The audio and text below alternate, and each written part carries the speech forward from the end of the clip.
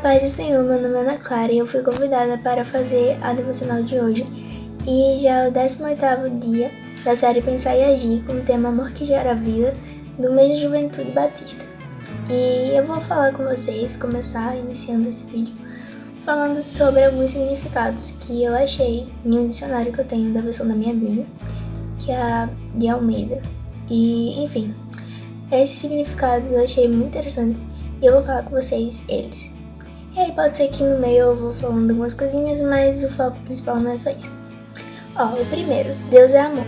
E tem uma passagem muito boa em 1 João, no capítulo 4, no versículo 7 ao 21, que fala sobre isso e é muito boa mesmo. Eu só não vou falar nem ler ela, porque senão vai ocupar muito tempo.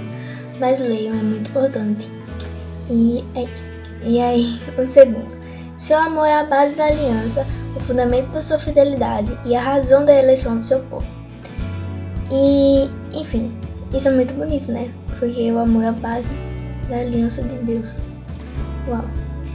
Aí, o terceiro. Cristo é a maior expressão e prova do amor de Deus pela humanidade.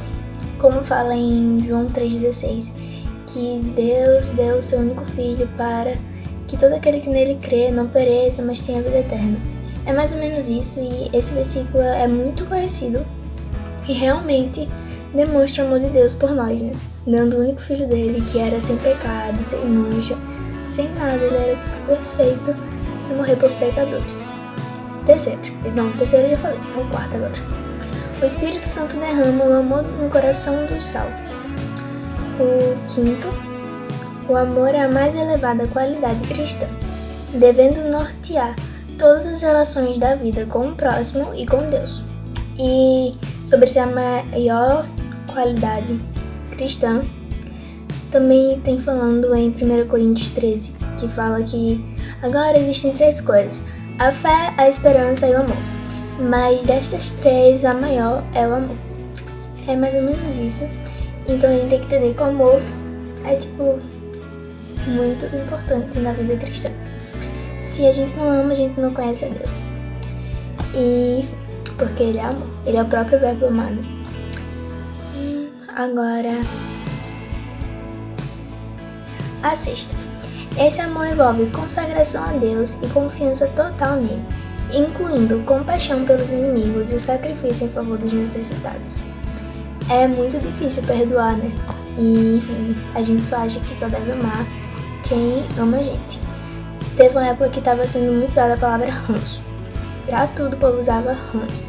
Dizia que tinha ranço de tal pessoa, ranço de tal coisa. Sendo que, a gente não pode odiar outra pessoa, mesmo essa pessoa sendo nosso inimigo.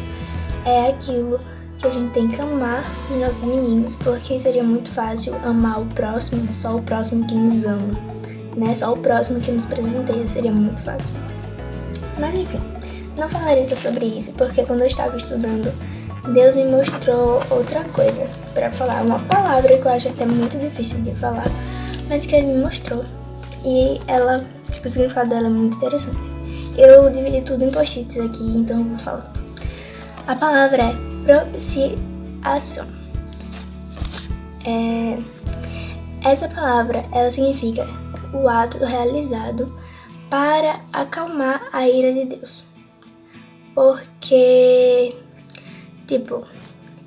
isso devia ser feito de acordo com a santidade de Deus e a justiça dele, tendo como resultado o perdão do pecado e a restauração do pecador à comunhão com Deus. E, enfim, no Antigo Testamento, a propiciação era feita através de sacrifício. As pessoas pecavam e faziam sacrifícios para Deus para buscarem a propiciação dos pecados delas. Mas aí, depois que Jesus veio à Terra e morreu por nós, não foi mais preciso, porque Ele se tornou a própria propiciação dos pecados da gente com Deus. E aí a gente pode ter reconciliação com o Pai. Por isso que nós fomos justificados pelo sangue dele, que nós fomos reconciliados com Deus, porque a gente era inimigo de Deus, né? Cristo morreu por nós quando ainda éramos pecadores, quando ainda estávamos vivendo pecado, e Ele morreu por nós. E, enfim, não é nada fácil morrer por uma pessoa, e ainda mais uma pessoa totalmente errada.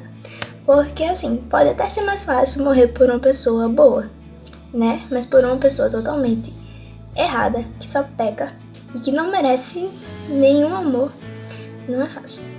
Mas mesmo assim ele morreu por nós quando ainda éramos pecadores, e isso é a prova do amor de Deus por nós, que Cristo morreu por nós quando ainda éramos pecadores, quando nós ainda éramos ímpios e ainda éramos considerados inimigos de Deus. Mas aí ele veio e nos reconciliou com o Pai. O véu que nos separava do Pai foi rasgado. Isso fala em Romanos 5, do versículo 6 ao 11. Fala que Cristo morreu por nós e nos salvou da ira de Deus também. Ele provou da ira amarga para nos dar a doce graça. E algo muito bonito que eu acho é a justificação pela fé em Jesus Cristo. Porque essa justificação é em Romanos 3, do versículo 21 ao 26. E eu resumi um post-it e eu vou ler para vocês aqui. A justiça de Deus foi manifestada sem lei. Então, não existia mais lei aqui para se manifestar a justiça de Deus. É a justiça de Deus mediante a fé em Jesus Cristo, para todos e sobre todos os que creem, pois não há distinção. Então não existia povo, cor, classe social, de rico, pobre, nada. Não há distinção, porque todos pecaram e todos estavam carecendo do perdão de Deus, estavam afastados da glória dele e carecendo da glória dele. E aí eles foram justificados gratuitamente, ou seja, através da graça de Deus. Então nós fomos justificados através da graça de Deus. Nós não merecemos isso, não é por nada que a gente faça, a gente nunca vai ser capaz de merecer isso, mesmo que a gente tente, nunca vamos ser dignos no amor de Deus, porque nós somos pecadores e a nossa natureza é pecaminosa, né? Mas isso não significa que a gente tem que viver pecando. Como diz em Romanos 6, do 1 ao 14, que é falando que somos livres do pecado pela graça, não podemos pecar para que a graça aumente. Porque se a gente morreu por pecado, não dá para continuar vivendo nele. Então, assim, a gente tem que entender que a gente recebeu a graça de Cristo e que por isso a gente tem que deixar que Ele viva em nós, que a gente morra pro mundo, viva para Ele, que Ele cresça, a gente diminua, que o Espírito Santo reine sobre a carne. Porque existe uma guerra, né, entre carne e espírito. E aí a gente tem que deixar o espírito reinar sobre a carne, porque a nossa natureza é pecaminosa, a gente tem tendência a pecar, a cair, mas o Espírito Santo nos ajuda e nos molda. E, enfim, o pecado não tem domínio sobre nós, porque nós estamos debaixo da graça e não da lei. Mas, enfim, aqui fala também que a gente teve uma redenção através de Cristo Jesus. Então, se a gente está vivo hoje, se a gente pode estar aqui hoje, foi porque nós fomos salvos por Cristo através da graça. Mesmo sem merecer, Ele foi o próprio sacrifício, Ele nos deu a propiciação com Deus e podemos ter comunhão com Ele novamente. E, enfim, Ele nos justificou. E Deus fez isso de justificar a gente pela fé em Jesus Cristo para mostrar a sua justiça, perdoando os pecados cometidos. E Cristo morreu não só pelo meu pecado, não só pelo seu, mas do mundo todo, como fala em... Cadê meu papelzinho? 1 João 2, do 1 ao 5. Fala Jesus, nosso advogado, e fala que Jesus não morreu só pelo pecado da gente, ele é a propiciação do mundo todo. Então, se a gente o conhece, a gente tem que guardar os mandamentos dele, porque é assim que a gente sabe que o amor dele está em nós, quando a gente segue a sua palavra, os seus mandamentos. Então, assim, Deus é justo e Ele é o próprio justificador dos que creem em Jesus Cristo.